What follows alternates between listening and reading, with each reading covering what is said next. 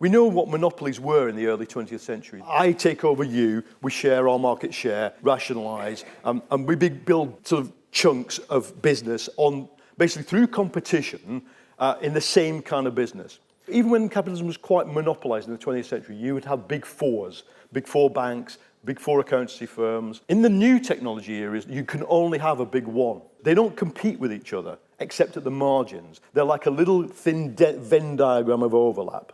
There's one Facebook, there's one Twitter, there is one Google, there is one Samsung, there is one Apple. And they do things to each other, quite nasty things, of course, at these edge areas of competition, but really, they exist to create a different kind of monopoly. The monopoly is not there to do anything other, I would argue, than to compensate for the corrosive impact of technology on price. It is simply there to make sure that things that should be zero are something that's more than zero in price. The new thing on top of that is that a whole generation of entrepreneurs have realized that there's another kind of monopoly you can create, and that is the so-called platform.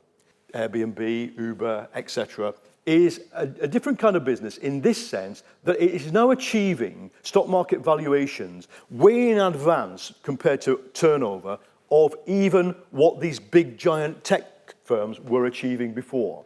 Sergey and Larry did invent the Google algorithm. Gates himself wrote Windows. What these guys are doing is not writing anything. They're designing a plan to simply create a market bottleneck and capture the revenue that comes about by understanding how you create a market bottleneck and indeed defy the law in some cases of countries, grabbing commercial territory as determinedly as the Rockefellers did in the 1900s, and then challenging people to take you to court. What you can create is a very perfect rent-seeking monopoly. So that everybody who uses it, the cab driver and the person who wishes to get a cab, pays rent on a moving scale. Who knew you could do that? Price doubles when there's a cab strike. Price trebles, quadruples when there's a shooting.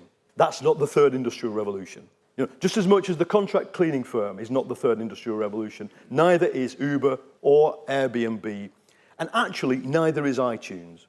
What all of them share in common is the massive underexploitation of the potential of the information technology. A society which systematically utilizes information to its full potential cannot have intellectual property, a free market, or private ownership. And that's my thesis in a nutshell.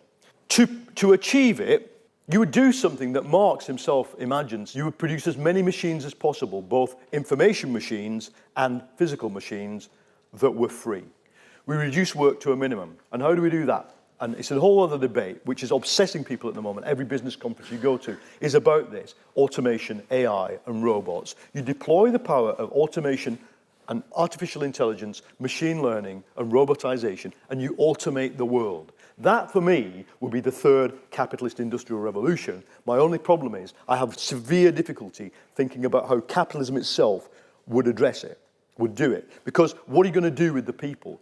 The Oxford Institute says 47% of US jobs automatable within 30 or 40 years. What are you going to do with them? Well, think about it conceptually. What you'd have to do is to delink work and wages. The third thing is you promote that aspect of the world that looks like it's new.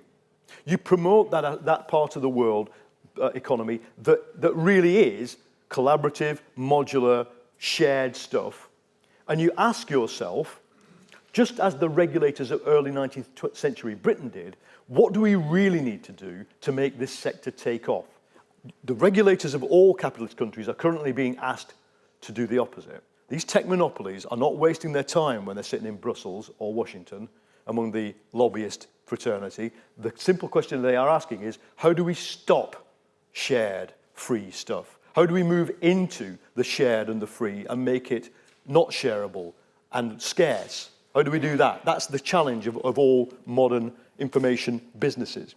So if you did the mirror, in fact, of what the early 19th century British state did, but just use it as a model for how radical you would be. The early 19th century British state intervened and said, effectively, it took it a few decades, this child labour thing is not actually helping us.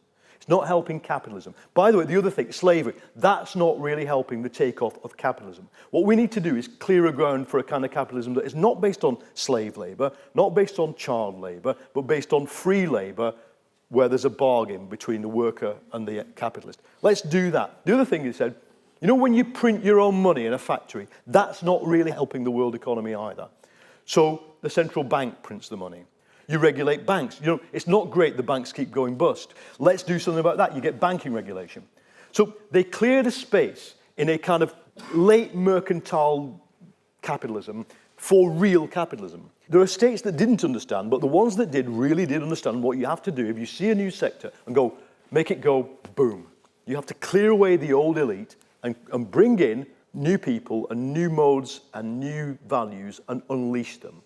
And I think it'd be revolutionary to do this, but I'm not a revolutionary in this sense. I think if it weren't for the urgency of carbon and the relationship between this and the need to go to a low carbon, cheap or free energy society, then you could do this quite gradually. I wouldn't be banging the table as a kind of angry person. I'd say that the incipient information-free shared economy is already there, and we could just nurture it. But because of the link between the two, and because of the crisis and criticality of solving the problems of neoliberalism with its perpetual tendency towards boom, bust, and the destruction of welfare states brings us, we've just got to try and address this earlier than probably we thought we would.